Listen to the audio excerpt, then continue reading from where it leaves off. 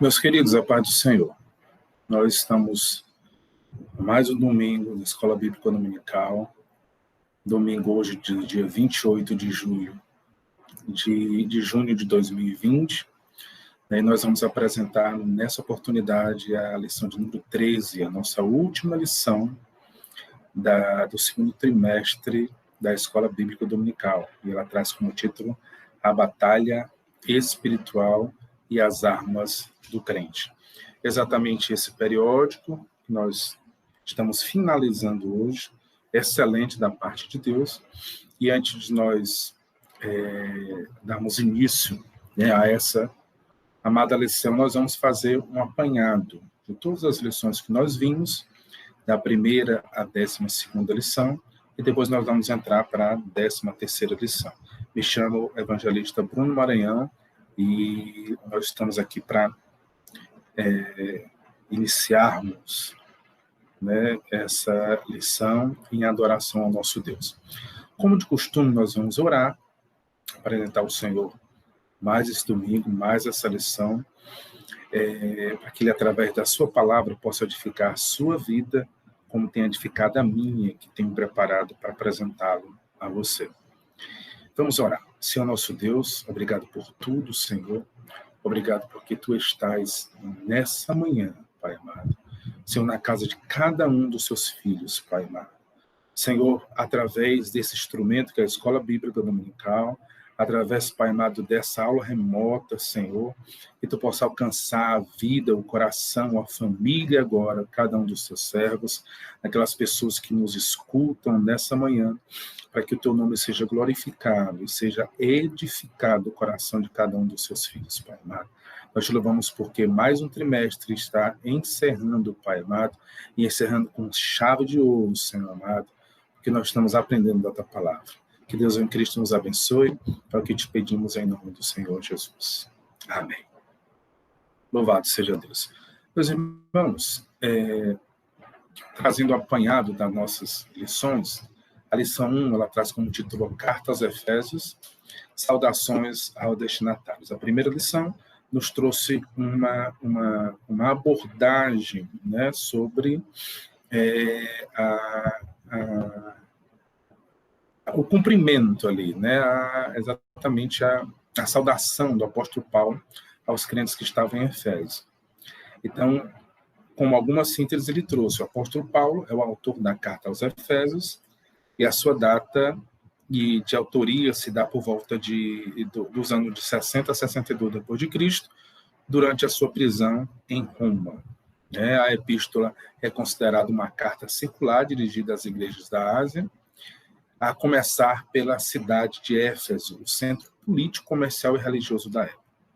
E ainda traz como uma síntese e abordagem da carta gira em torno de duas temáticas: Jesus Cristo, a cabeça, a igreja, o seu corpo. Isso nós aprendemos na lição. Aprendemos na lição 2 também acerca da sublimidade das bênçãos espirituais em Cristo. E ele nos trouxe as bênçãos espirituais que os crentes receberam da parte de Deus, possibilitam aqui a nova vida em Cristo e, portanto, deve-lhes ser agradecidos.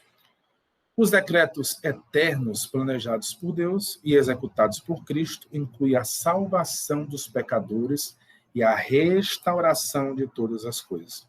E ainda, o Espírito Santo faz morada na vida daquele que recebem a salvação, os identifica como pertencentes a Cristo e lhes garante a vida eterna. Louvado seja Deus. Na lição 13, ele nos fala sobre a eleição e a predestinação. E nos diz que a eleição ocorre por iniciativa do próprio Deus, por causa da obra de Cristo, sem mérito nenhum humano. Em seus decretos eternos, Deus predestinou os eleitos em Cristo a serem filhos por adoção e herdeiros de todas as bênçãos espirituais que nós vimos na lição de número 2. A predestinação não se refere à condenação, mas à salvação de pecadores. O ato de prover a salvação está diretamente relacionado ao amor de Deus. Na lição 4, nós vimos sobre a iluminação espiritual do crente. E ele nos mostrou que os santos devem louvar a Deus pela eleição e ser iluminados para conhecer a esperança do chamado e as riquezas que fazem parte da nossa herança. O poder de Deus é extraordinário e supera todo e qualquer outro poder. Esse maravilhoso poder opera no interesse de salvar a humanidade caída. Tanto a ressurreição como o assentar-se nos céus está disponível ao crente. E, de semelhante modo, a glorificação por meio do grande poder de Deus. A lição de número 5 nos trouxe o tema Libertos do Pecado para uma nova vida em Cristo.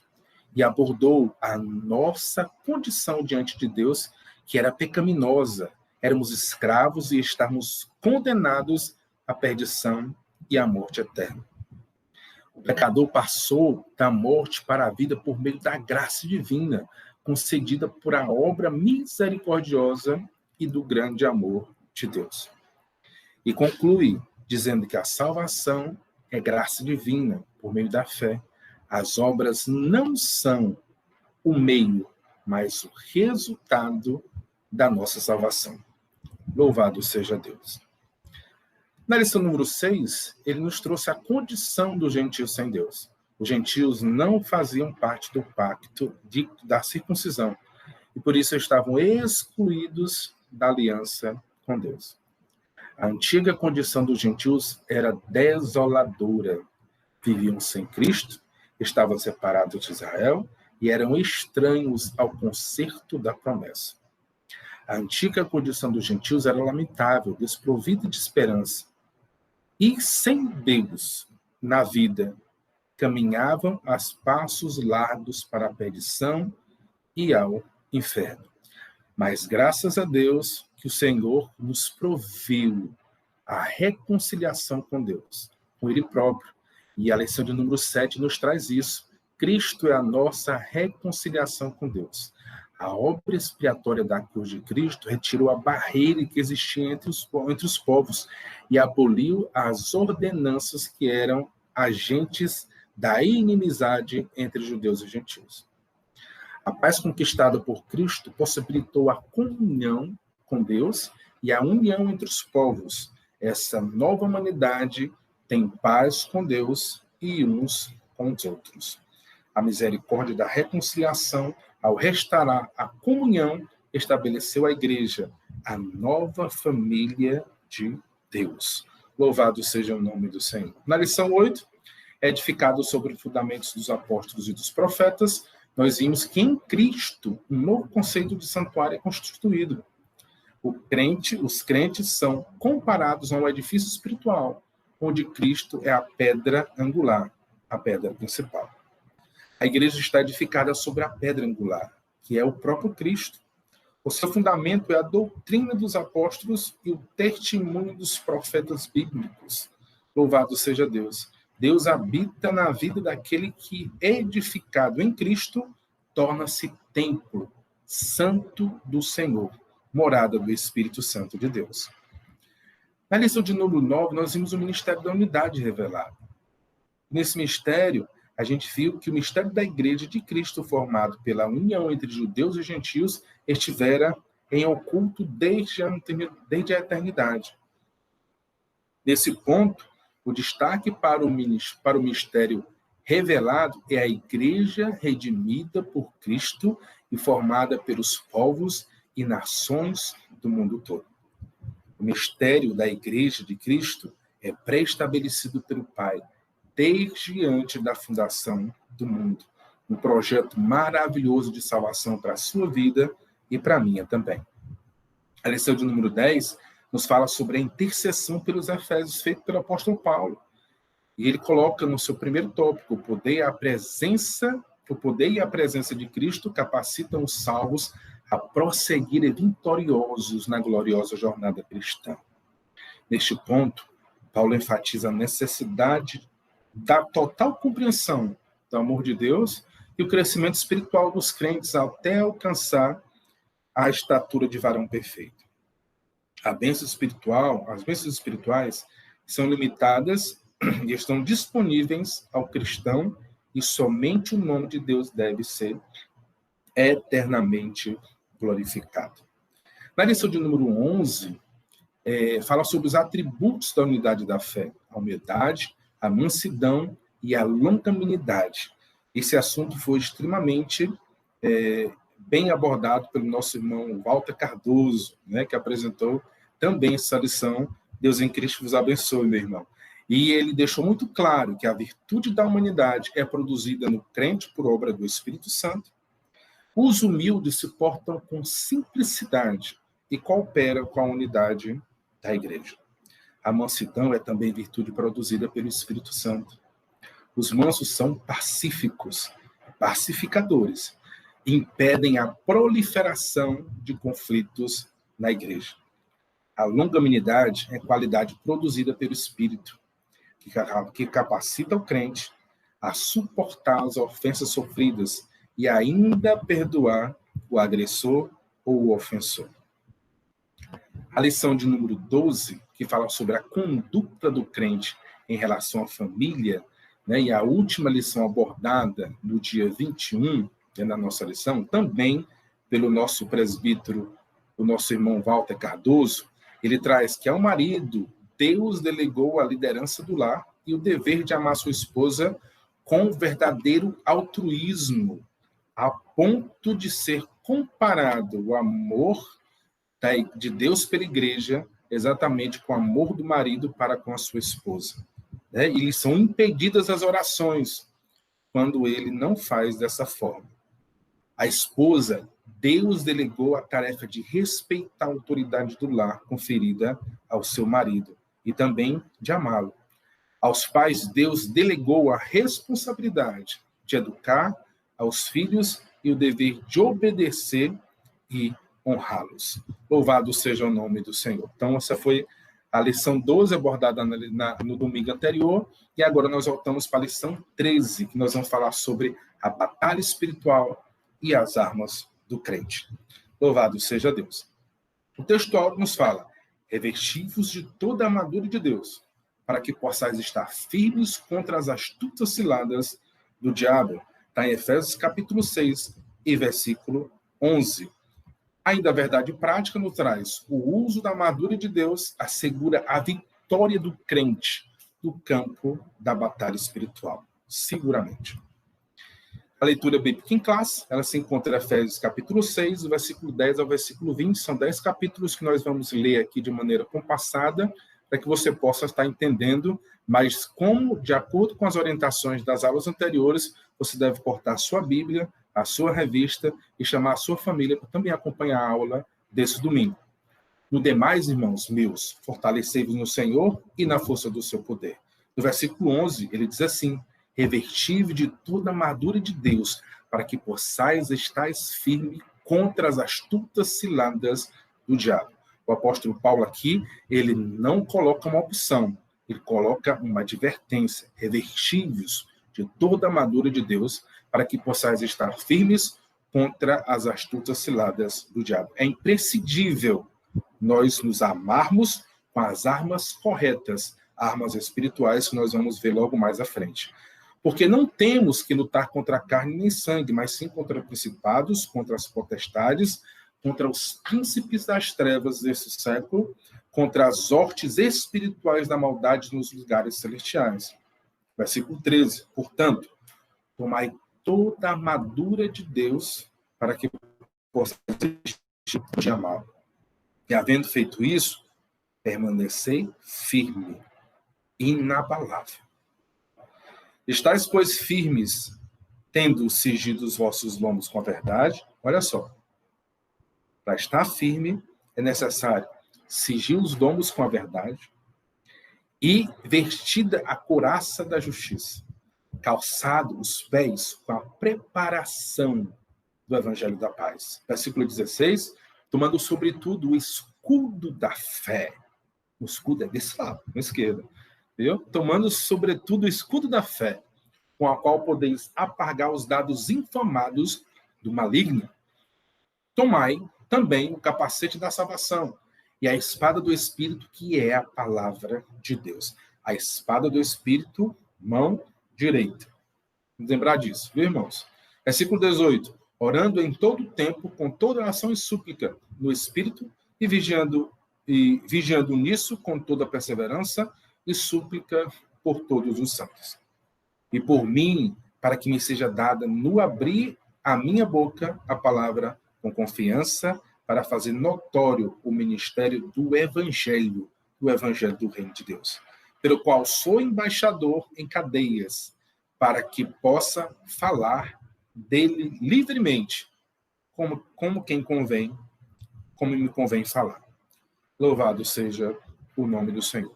Como de costume, trago uma programação da nossa aula de hoje. O tópico 1 fala sobre o preparo espiritual do crente para a batalha. O subtópico 1 e 2 diz: fortalecei-vos no poder do Senhor, vigilantes em toda oração e súplica. No tópico 2, conhecendo o campo da batalha espiritual. Subtópico 1, as astutas ciladas do diabo. Subtópico 2, o conflito contra o reino das trevas. E ainda as agências das potestades do ar, como subtópico 3. No tópico 3, nós temos as armas espirituais indispensáveis do crente, que segue os seguintes subtópicos: a armadura completa de Deus, as armas indispensáveis de defesa e as armas imprescindíveis, a imprescindível arma ofensiva ou de ataque. Essa é a programação da nossa aula de hoje. Fazendo para a introdução, né, o apóstolo Paulo, encerrando a sua epístola, ele coloca uma coisa muito importante para os crentes que estavam em Éfeso e também para nós, para mim e para você. A resistência aos inevitáveis conflitos contra as forças malignas. Elas são extremamente necessárias. Precisamos resistir, até porque nenhum de nós temos a opção de não lutarmos. Nós estamos numa guerra e, para tal, nós precisamos estar armados adequadamente. Aí você pode falar, irmão Bruno, mas o crente não pode usar o arma, o crente deve andar armado, sempre. Né? E nós temos sempre um trocadilho, né? Não está com a Bíblia na mão de você, que é a minha arma. Né? Todo crente sabe disso. Né? Então, nós andamos armados, sim, mas com as armas corretas. Né? Lembro-me do apóstolo Pedro, né? O Senhor falando sobre duas espadas, falando sobre uma figura de linguagem, ele entendeu que devia se armar mesmo, e eles estavam com exatamente duas espadas na hora que Jesus foi preso, ao ponto de ferir um soldado, né, com essa espada, e o Senhor pegou o ferimento, pegou a orelha desse soldado, colocou no lugar, sarou, né? Por quê? Porque ele entendeu as armas totalmente equivocadas, né? Totalmente equivocadas. Então, as armas que nós devemos usar são armas espirituais. Elas estão descritas nessa imagem, e nós, à medida das nossas aulas, nós vamos estar pormenorizando cada uma delas no tópico 3. Né? Em especial, a espada, né, da palavra, a palavra de Deus, né? O capacete da salvação, né? A couraça da justiça, né? A preparação, né, do evangelho, né, da paz, os pés calçados com a preparação do evangelho da paz, os lombos, né, cingidos com a verdade, o escudo da fé e, como já falei, o capacete da salvação. Essas são as nossas armas, que inclusive o apóstolo Paulo já as denominou quando nós lemos a leitura bíblica em classe, né, Efésios capítulo 6, de 10 a 20. Então, nós vamos dar uma alusão a cada uma dessas armas, não vamos demorar, porque, enfim, cada arma dessa, né, dá para fazer um estudo da palavra, para 1 hora de explanação da palavra, pelo menos, né, para cada uma dessas armas. Mas não é o nosso foco aqui. Então, é necessário estarmos preparados. Nós estamos numa guerra, não é uma guerra carnal. A nossa luta não é contra carne e nem sangue. A nossa luta é contra principados, contra potestades, que estão aí no reino espiritual. Tá? Essa é a nossa luta. Nossa luta é espiritual. Para isso, as nossas armas não são armas geradas por nós mesmos, são armas dadas por Deus, através do Espírito Santo, através do seu Espírito Santo. Todas essas armas nós não a compramos, todas essas armas nós não produzimos por nós mesmos, todas essas armas são dadas por Deus ao crente, para que eles possam estar firme e não vacilar, estar firme e prosseguir a caminhada para o céu e ganhando almas para Cristo, ganhando espaço, fazendo com que o reino de Deus cresça, fazendo com que o reino de Deus se desenvolva, não só para amontoar igrejas, mas para que as pessoas conheçam a Deus e tenham a esperança de morar no céu. Essa é o objetivo de nós estarmos preparados com todas essas armas espirituais. Bem, mas o tópico primeiro nós falamos sobre o preparo espiritual do crente para a batalha. Então, nós devemos estar fortalecidos no poder do Senhor. E ele coloca em Efésios capítulo 6, versículo 10, no demais, irmãos meus, fortalecidos no Senhor e na força do seu poder. Nossa força vem do Senhor, não é do homem, não é de nós mesmos, é de Deus. Provérbios 21, 31 diz: prepara-se o cavalo para o dia da batalha, porém, do Senhor vem a vitória. A vitória vem de Deus. Salmo 28, verso 8, diz assim: o Senhor é a força do seu povo, ele é a nossa força, é a nossa vitória. Também é a força salvadora do seu ungido, seu Filho Jesus Cristo. Somos nada sem Deus. Você e eu somos nada sem Deus. Quer uma prova? Pandemia. Quem é que suporta se não for por Deus? Então, nós não somos nada. Mais exemplo do que esse momento que nós estamos passando, para nós sabermos a nossa insignificância sem Deus, não existe prova maior. Mas Jó já sabia disso e nos assevera, né, no seu livro, no capítulo 8, versículo 9, ele diz assim: porque nós somos de ontem e nada sabemos, porquanto nossos dias sobre a terra são como a sombra, logo desaparece. Louvado seja o nome do Senhor. O excelso poder vem da comunhão com Deus. Então, no 1 João, capítulo 1, versículo 3, ele diz assim: o que vimos e ouvimos, isto vos anunciamos, para que também tenhais comunhão conosco. E a nossa comunhão é o Pai. É com o Pai e com o Filho, Jesus Cristo. É que nós devemos ter comunhão. Se quer ter poder, tenha comunhão com Cristo. Você quer ser poderoso, esteja com Cristo. Sem Cristo não há poder. Sem Cristo não há vitória. Sem Cristo só há derrotas. Anote isso, é importante. João capítulo 15, versículo 7, nos diz: se vós estiverdes em mim, e as minhas palavras estiveres em vós, pedireis tudo o que quiserdes, e vos será feito. Poder de Deus. Louvado seja o nome do Senhor. Subtópico 2, vigilantes em toda oração e súplica. O apóstolo Paulo nos assevera, inclusive no versículo 18 do capítulo 6, que orando em todo tempo, com toda oração e súplica no Espírito, e viando nisso com toda perseverança e súplica por todos os santos. Então, nos assevera uma coisa muito importante: estarmos vigilantes em oração. Irmão Bruno, quer dizer que a gente tem que estar todo o tempo ajoelhado orando? Não. Orando em espírito, suplicando no espírito, em intimidade com o Espírito Santo de Deus, andando, sentado, em pé, deitado, acordando, às vezes até dormindo em sonho. Nós estamos relacionados com o Espírito Santo de Deus e ele nos revela aquilo que é necessário para sermos revelados, para que o reino de Deus possa estar ainda mais implantado em nossos corações.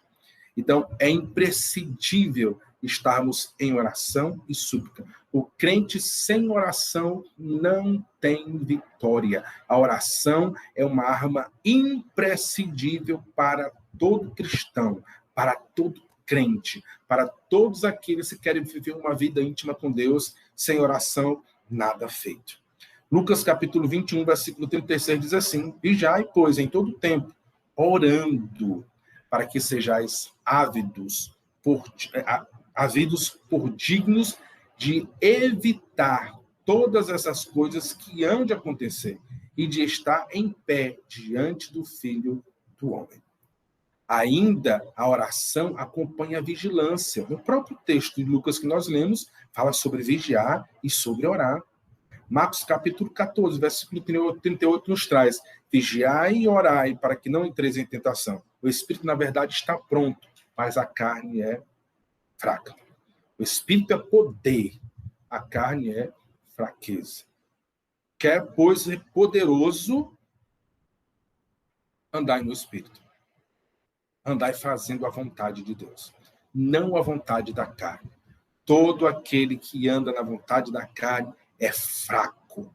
Por quê? Porque ele não detém as armas necessárias para a guerra espiritual. Ele é um alvo fácil. Ele é facilmente derrubado por Satanás. Satanás ou a sua própria carne o derrubam nas suas próprias concupiscências, nos seus próprios pecados. Sabe por quê? Porque ele não é um homem de oração, porque ele não é uma mulher de oração. Ele não se muniu dessas armas de defesa que é a oração. Louvado seja o nome do Senhor e que Deus tenha misericórdia de cada um de nós. Tópico 2, conhecendo o campo da batalha espiritual. As astutas ciladas de Satanás, do diabo. Irmãos, é importante nós conhecermos o inimigo e não o subestimarmos. Porque a gente pensa, né, que Satanás não tem poder, mas ele tem poder sim. Ele é muito mais poderoso do que você estando só, do que eu estando só. Ele só não é mais poderoso quando nós estamos em Cristo. Quando nós estamos em Cristo, ele não tem poder suficiente para nem sequer se aproximar de nós. É por isso que a Bíblia diz que ele fica ao derredor, bramindo como leão. Mas ele não pode encostar. Sabe por quê? Porque em você e em mim habita o Espírito Santo de Deus. Mas não podemos ser nécios a ponto de descrer, de fazer abordagem a Satanás ou inimigo de qualquer maneira, como se ele não tivesse, não fosse nada, ou ao mesmo se não existisse. Várias pessoas que acham que Satanás não existe. Ora, se Satanás não existe, você briga com o quê? Com o homem? Né? Não tem uma visão espiritual, é necessário que tenhamos um olhar espiritual, porque as coisas se discernem espiritualmente. Espiritualmente. E Efésios capítulo 6, versículo 11, revestido de toda a armadura de Deus, para que possais estar firmes contra as astutas ciladas do inimigo. Não vou entrar no mérito aqui do texto, quero passar bem rápido sobre esse tópico, mas a própria lição enumera algumas astúcias do inimigo. Confundir a mentira com a verdade. Só o que ele faz. Né? Quando ele enganou Adão e Eva, ele confundiu Adão e Eva com uma mentira grotesca, a ponto de colocar no próprio homem, em Adão e Eva, o desejo que era o dele, de ser igual a Deus, ou ser até maior do que Deus. Uma grande mentira. E nós não trabalhamos com a mentira, trabalhamos com a verdade. O pai da mentira é Satanás. Deturpar as escrituras, Mateus capítulo 4, versículo 6. Satanás usa as escrituras para tentar ludibriar Jesus. E Jesus, conhecedor das escrituras, né, ele, exatamente com as próprias escrituras, rebate Satanás e o vence. Assim como também nós temos toda a condição de vencermos em Cristo, porque em Cristo nós somos mais do que vencedores. Dissimular, induzir a dissimulação, fazer falsos sinais. Aí, queria só parar um pouquinho aqui. Irmãos, a gente precisa estar crente em Cristo Jesus e firmados na palavra de Deus. Se nós ficarmos andando para ir como nécio, atrás de curas, atrás de milagres, atrás de sobrenatural, atrás de dinheiro. Isso não é nada, irmãos, comparado com o que Deus reservou para nós. E devemos ter muito cuidado, porque assim como Deus tem poder para fazer milagres, maravilhas, e nos deu também esse poder, né? Nos deu também a condição de fazermos muito mais do que ele fez aqui, tenha certeza disso. Satanás também faz sinais, e sinais grandes. E muitos são engodados, enganados por falsos sinais, por sinais mentirosos, porque se Satanás cura uma pessoa aqui, Satanás enriquece uma pessoa aqui, sabe que ele não tem interesse nenhum de dar vida, ele não tem interesse nenhum de fazer o bem, o interesse dele é só de fazer maldade. A pessoa está curada aqui, mas lá na frente sai pragas e chagas muito piores do que isso. E eu sou muito claro quando eu faço algumas abordagens com relação aos pactos com Satanás. Geralmente, toda pessoa que mexe com bandismo, que mexe com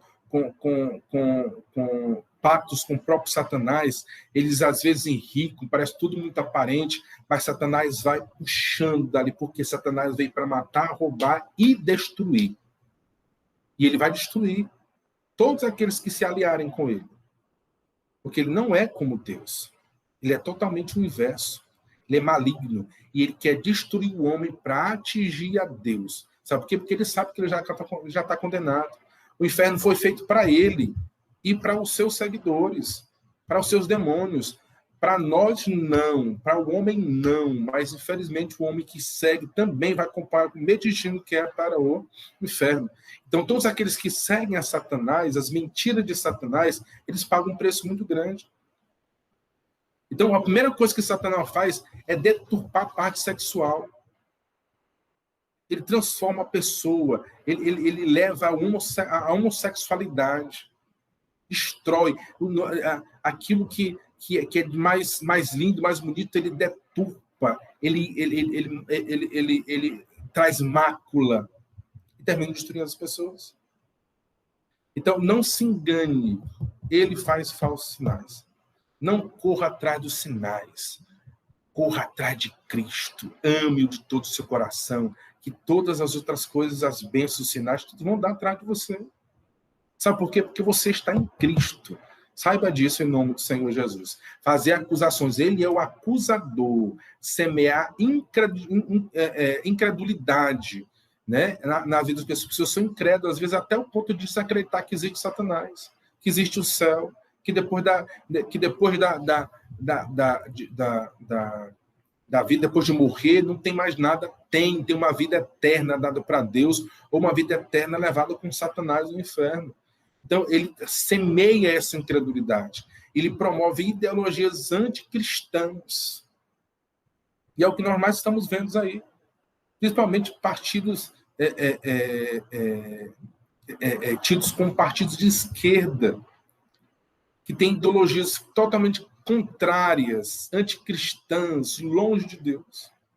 Mas que o Senhor Jesus tenha misericórdia de cada um de nós e também daqueles que precisam encontrar o Senhor Jesus Cristo. Tópico 2, o conflito contra o reino das trevas. Porque não temos que lutar contra a carne e sangue, mas sim contra principados, contra potestades, contra os príncipes das trevas desse século, contra as hortes espirituais da maldade nos lugares celestiais. Efésios capítulo 6, versículo 12. Então, há um conflito.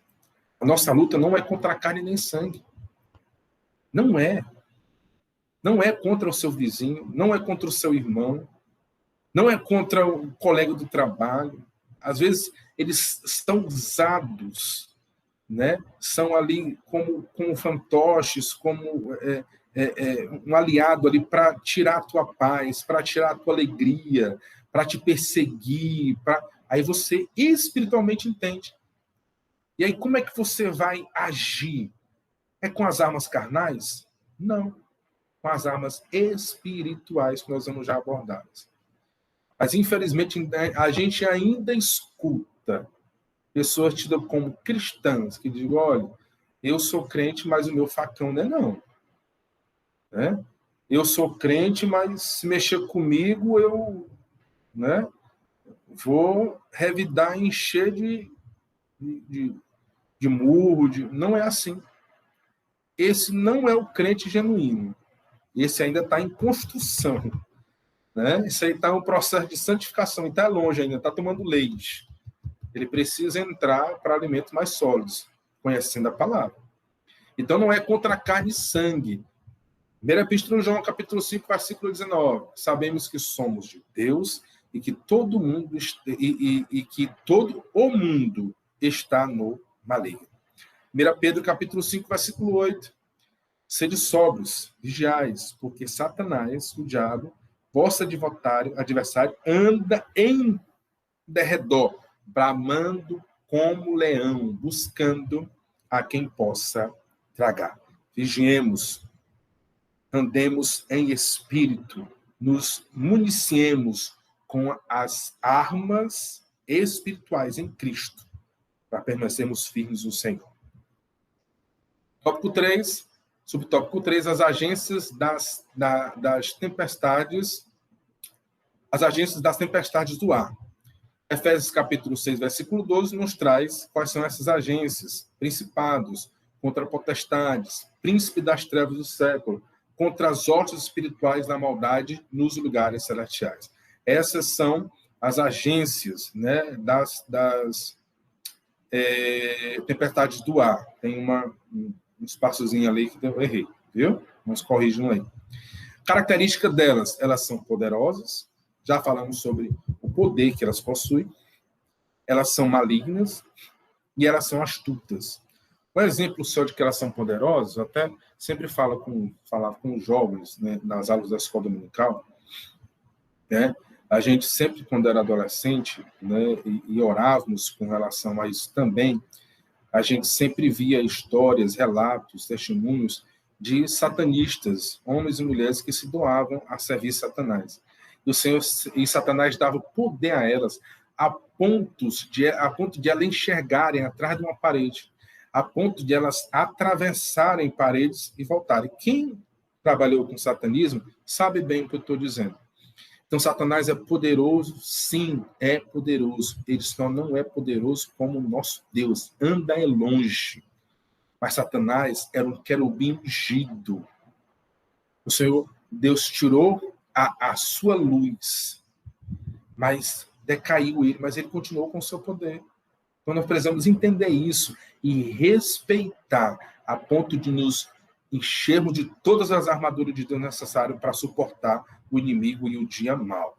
Tá? São malignos, como nós sabemos, trabalham com malignidade e são astutos também, né? Como também já vimos anteriormente. Efésios capítulo 1, versículo 20 e versículo 21, que manifestou em Cristo, ressuscitando dentre os mortos e pondo à sua direita nos céus, acima de todo principado, e poder, e potestade, e domínio, e todo nome que se nomeia, não só neste século, mas também no vindouro. Nosso Deus está acima de todos os principados, de todas as potestades, de tudo que é maligno, de tudo que é astuto e de tudo que se tenha poder nos céus e na terra. Nosso Deus é muito mais poderoso. É o Rei dos Reis, Senhor dos Senhores, e nós o servimos porque Ele é e sempre será. Tópico 3, finalmente, as armaduras espirituais indispensáveis ao crente. É isso que eu queria conversar mais profundamente com os nossos irmãos, né, com relação ao conhecimento dessas armaduras. Então, nós temos uma armadura completa dada por Deus. Deus nos deu uma armadura que é completa, é suficiente para nos proteger. É suficiente para nós termos também como atacar. E aí o apóstolo Paulo, ele coloca exatamente, ele fala isso lá em 2 Coríntios, ele fala sobre, falando para os Coríntios, sobre exatamente essas armas. Armas de esquerda e armas de direita. Ou seja, armas de defesa e armas de ataque. A única arma de ataque que nós temos é a espada do Espírito, a palavra de Deus. É a arma de ataque. E a gente vai ver também que ela serve para defesa, né? Mas ela é para nós atacarmos. A gente vai ver que ela é curta também, ela não é uma espada longa, é uma espada curta, porque nós devemos estar ali próximo ombro a ombro, falando da palavra, né? Falando àqueles que precisam de Jesus, né? Que nos atacam, nós recebemos com a palavra de oração, palavra da verdade. Tudo é na palavra de Deus, que é poderosa, é poder de Deus para cada um de nós. Bem? Então, Efésios capítulo 6, versículo 11, revestido de toda a armadura de Deus para que possais estar firme contra as astutas ciladas do diabo. Então, essa armadura é completa, tá? Ela está toda na sua completude, e nós devemos atê-la, todas elas, porque elas são importantes, tanto para a defesa como para o ataque. Então, as armas de defesa, quais são as armas de defesa? Nós temos, em primeiro lugar, devemos cingir os lombos com a verdade. Essa primeira arma, ela não é teoricamente uma arma, né? Vamos dizer assim, um utensílio, né? Mas ela diz respeito, principalmente, a nós andarmos na verdade, né? E aí,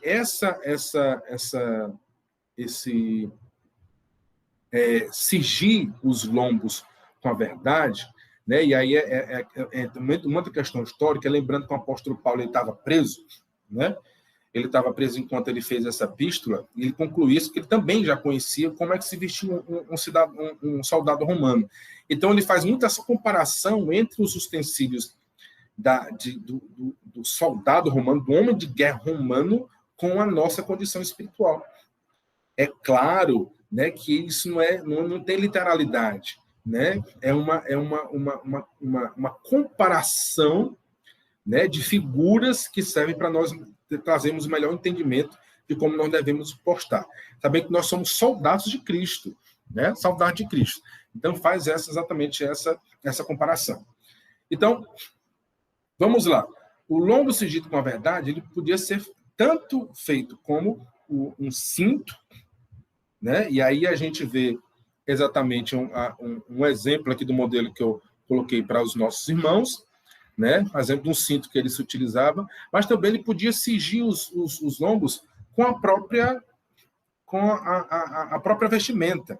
Então, até botei essa ilustração aqui, que ela representa muito bem, né? Exatamente porque o soldado, ele tinha que estar preparado, tinha que estar ávido. Então, era necessário que ele se utilizasse também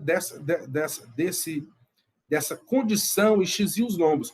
Fala em cingir, né? Fala em levantar. Então, como eles tinham vestimenta longa, eles, para facilitar a mobilidade, a luta, ele precisava estar, teoricamente, todo o tempo em mobilidade para lutar, para se defender, para atacar. Então, ele precisava não estar com aquele vestidão, não estar com aquela vestimenta longa. Então, ele cingia, levanta, te prepara para a guerra, te prepara para andar rápido, para correr.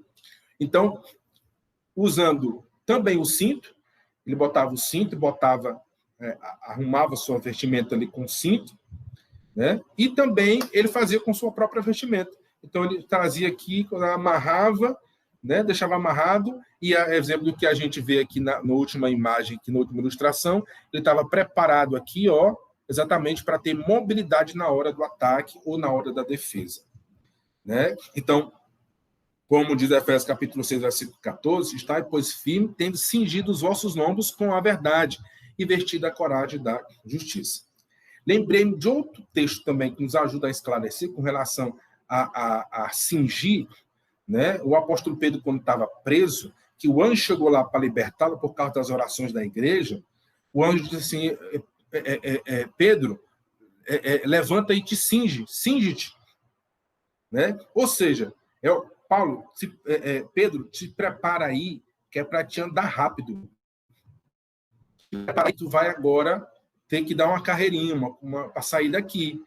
Né? Vem rápido, Pedro, te cinge aí. Aí ele cingiu ali, levantou, né, aquela vestimenta lá e saiu. Né? E rápido.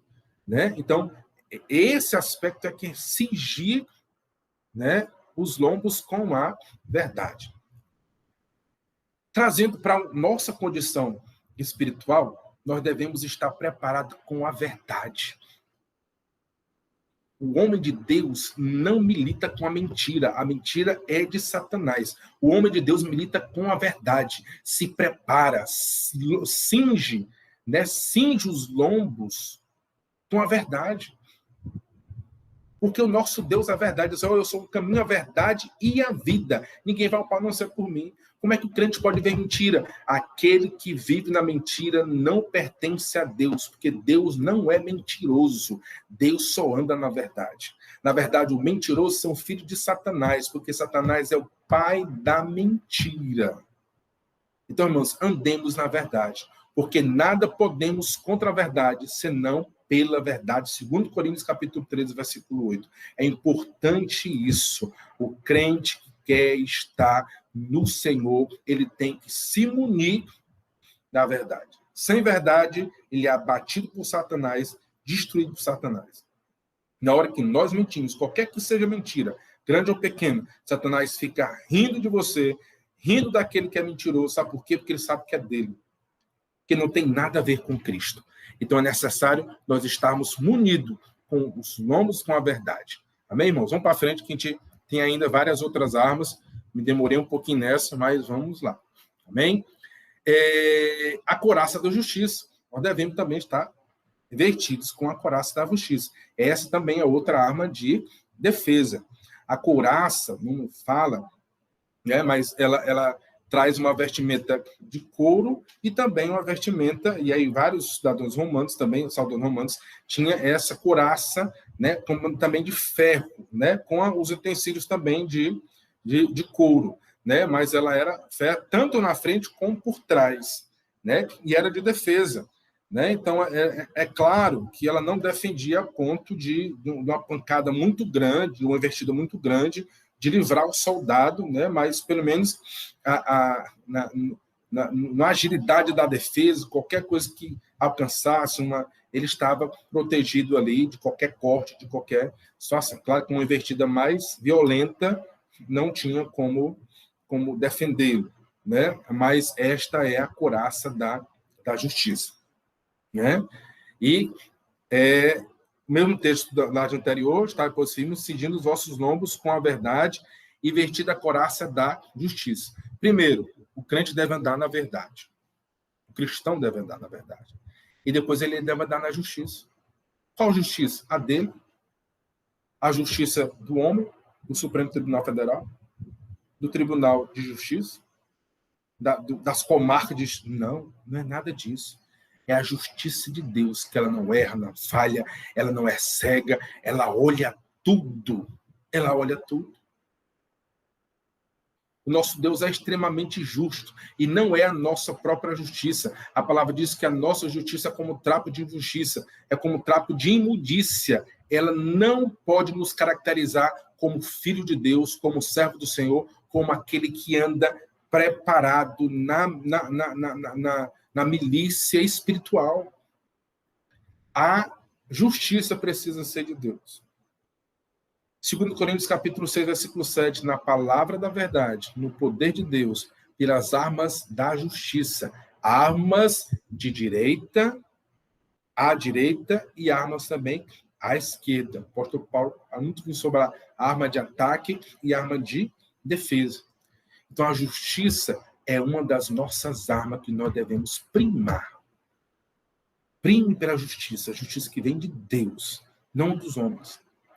Nem que isso custe prejuízo para você, nem que isso custe dinheiro, mas nós precisamos andar na justiça. Sabe por quê? Porque os homens querem ver em cada um de nós o resplendor da justiça de Deus, a couraça da justiça, nós vestidos e preparados para essa guerra, como diz a palavra do Senhor.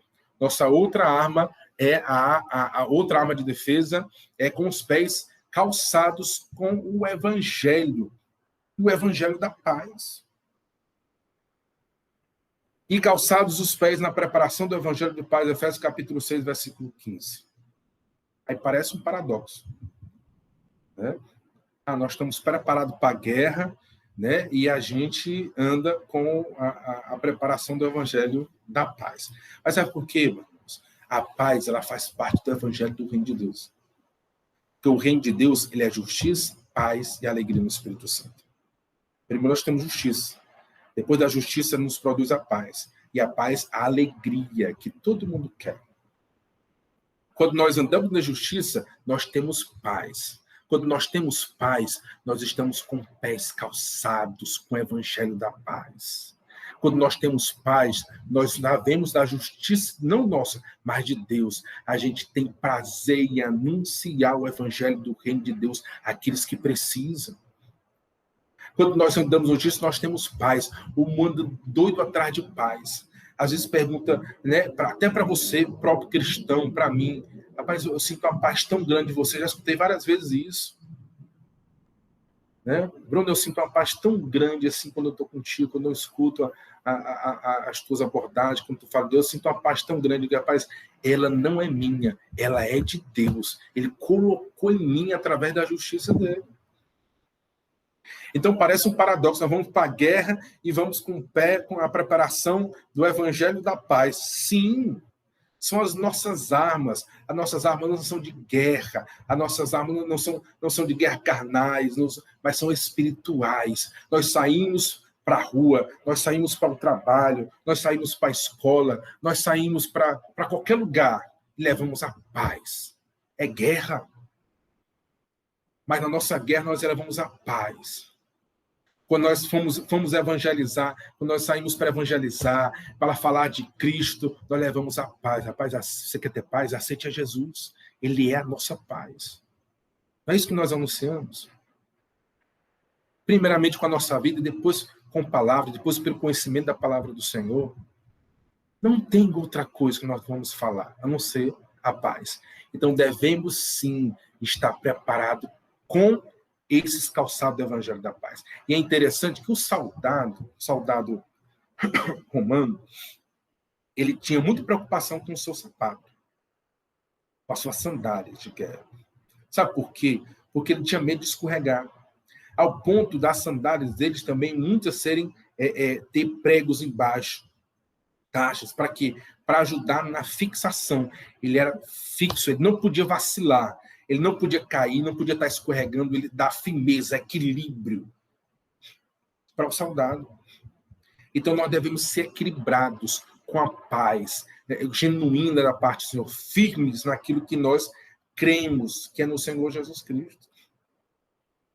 Imagina um soldado na guerra com um sapato liso, e depois escorrega, né? Não pode. Se escorregar, acabou. O inimigo vem e acaba. Então, nós precisamos estar firmes, inabaláveis na rocha, que é Jesus Cristo. Ele é a nossa paz. Louvado seja Deus. Ainda nós temos como arma de defesa o escudo da fé. Né? Escudo da fé lado esquerdo, meus irmãos. Arma de defesa esquerda. Ataque direito. Toda a palavra de Deus é pura. Escudo é para os que nela confiam. A palavra de Deus. Bem? Então, o escudo aqui, vem os dados famados, atira, como é o caso aqui, ó, flecha chegando, né? Enfim, né? Os dados infamados. Né? Lembrei, sabe de quê? Do Peregrino. Já assistiram o filme Peregrino? Se não assistiram, devem assistir o filme Peregrino. Fala dele estar unido também com todas essas armas aí. Bom? Então, escudo. Tomando, sobretudo, o escudo da fé, pela qual podeis apagar os dados inflamados do maligno. O maligno vai jogando os dados, nós aqui, ó, com o escudo da fé. A nossa fé é inabalável, porque aquele que não tem fé não agrada a Deus. É necessário que todos aqueles que cheguem a Cristo cheguem com fé. Que fé? De que o Senhor está conosco. De que Ele não nos abandona, de que Ele é a nossa rocha, de que Ele é o nosso baluarte. Devemos ter fé. Fé ao ponto de andarmos fiéis diante de Deus, independente das circunstâncias. Ah, mas eu estou passando de situação difícil financeira. Tenha fé. Não vacile, não retroceda. Permaneça firme. Ah, mas tem alguém doente na minha família, meu Deus, pegou coronavírus, e agora o que será de mim? Permaneça firme, inabalável na rocha que é Cristo. E fiel. Fidelidade. Seja fiel. Tenha fé. Morreu alguém da minha família. Você tem esperança. Não pode perder a fé. Morreu o meu filho, o meu pai, a minha mãe. Conhecia Cristo? Estava com Cristo? Tenha fé. Agradeça a Deus. Louva a Deus pela perda. Senhor, eu te louvo pelos momentos que eu passei com meu ente querido, que tu me deu a oportunidade. Tu levou, recolheu para ti, mas eu continuo firme, inabalável na fé poderosa que tu colocaste no meu coração. É o escudo da fé, irmãos. Satanás pode jogar o que for em você, pode jogar toda a seta maligna, todo o mal, tudo que ele quiser jogar, mas você vai estar lá, ó, com a fé, olhando para a tua salvação, que é Cristo. É isso, irmão, que é o escudo da fé. Seja firme, não retroceda, fique inabalável na fé de Cristo. Louvado seja o nome do Senhor. E ainda nós temos o capacete da salvação, mas nós, que somos do dia, sejamos sóbrios, vestidos-nos da couraça da fé e do amor, e tendo por capacete a esperança da salvação. Você usando a capacete, você crê, você tem certeza da sua salvação, fique firme. Fique firme. Satanás chega, tu não é crente, não, eu digo, sou. Porque a minha fé, a minha salvação não depende de mim, ela é dada de graça por meu Deus. E ele morreu na cruz para me salvar. Ele me deu salvação e eu creio nela. Tomai também o capacete da salvação e a espada do Espírito, que é a palavra de Deus. Esteja firme no Senhor, certo da sua salvação, porque o Senhor que lhe deu, você não pagou nada por ela. O Senhor que deu de graça. Foi pela graça sois salvos mediante a fé. Isso não vem de vós, não vem de mim, é dom de Deus. Louvado seja o nome do Senhor. E, como último tópico, nós temos a arma de ataque, a imprescindível arma de ataque, que é exatamente a espada do Espírito. Toda a escritura é divinamente inspirada e proveitosa para ensinar, para redarguir, para corrigir, para instruir em justiça. É uma arma de ataque, mas também é uma arma de defesa. Tomai também o capacete da salvação e a espada do Espírito, que é a palavra de Deus. Essa aqui, irmãos, é a nossa espada. Não é aquela do apóstolo Pedro, não. Viu? Não. É essa aqui, a nossa arma de ataque. E não só ela fechada, não. É ela aberta, lendo, meditando, conhecendo a Deus através da palavra. Essa é a nossa principal arma. Louvado seja o nome do Senhor. É com ela que nós atacamos. Primeiro, nós nos resistimos às ciladas do diabo. Mateus capítulo 4, versículo 4. Ele, porém, respondendo disso, está escrito, nem só de pão viverá um homem, mas de toda a palavra que sai da boca de Deus. Satanás lhe ataca, você responde com a palavra. Não é assim, não. A palavra de Deus diz assim. E é assim que eu creio. Louvado seja Deus. Usadas para derrubar as fortalezas de Satanás. Hora do ataque. 2 Coríntios capítulo 10, versículo 4. Porque as armas da nossa milícia não são carnais, mas sim poderosas em Deus para destruir todas as fortalezas de Satanás. Então, se vier palavra neles, para quê? Para que você possa também atacar, abrir espaço, abrir campo de batalha para ganhar almas para o Senhor Jesus Cristo. Essa é a palavra. Você pega a sua palavra, sai na rua, anuncia o evangelho onde você estiver. É um almoço de família, você ora. É um almoço de família, você abençoa. Você dá a palavra, diz a palavra. Tem várias pessoas que são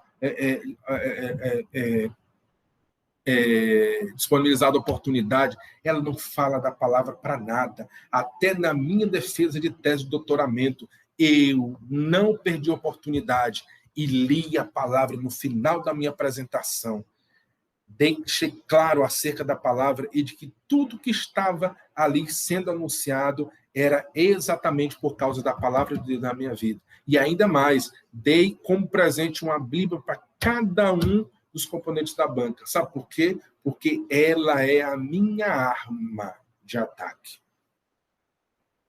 E eu amo as pessoas que me rodeiam. Amo cada uma pessoa daquela banca que estava ali. Por isso que eu dei uma Bíblia para eles conhecerem a verdade, conhecerem a palavra de Deus. É o meu ataque, é com amor. Não é para derrubar, não é para alvejar e destruir, não. É para trazer paz, é para trazer alegria, é para trazer justiça. É isso que nós devemos estar armados, irmãos. Se armem com as armas espirituais. Louvado seja o nome do Senhor. Como conclusão, nós trazemos o seguinte, na verdade, a lição traz. A vitória da Igreja de Cristo contra as forças do mal é garantida pela sobreexcelente grandeza do poder de Deus. Os ardis de Satanás não podem ser subestimados. Porém, o reino das trevas não deve amedrontar nenhum de nós cristãos. A Escritura convoca o salvo a combater e a vencer as potestades do ar, vestidos com a armadura de Deus. Tá aí, irmãos. É tempo de batalha espiritual. Lute e ganhe essa batalha em Cristo. Ele está com todas as armas disponíveis para lhe dar, para que você possa vencer e ficar firme até no dia em que nós estaremos com o Senhor para toda a eternidade. Que Deus em Cristo vos abençoe. Eu agradeço por sua atenção. Obrigado. Que Deus abençoe você. Vamos orar? Esqueceu a oração. Vamos orar em nome do Senhor Jesus. Pai amado, nós te agradecemos por esse momento maravilhoso que estivemos aqui contigo aprendendo da tua palavra, Senhor, onde tu falaste comigo, falaste com o nosso ouvinte que está aqui nessa manhã, Senhor. Age poderosamente na vida dele, Pai amado. Senhor amado, vista ele com a armadura, a tua armadura, para que possa resistir no dia mal, Senhor amado. Aquele que não é crente, que está agora escutando a tua palavra, Senhor, que ele possa também ser alcançado, isso possa ser transformado e possa estar aceitando a Cristo como Salvador. Em nome do Senhor Jesus Cristo, nós te pedimos tudo isso e por fé nós te agradecemos. Amém. Amém. Que Deus em Cristo vos abençoe.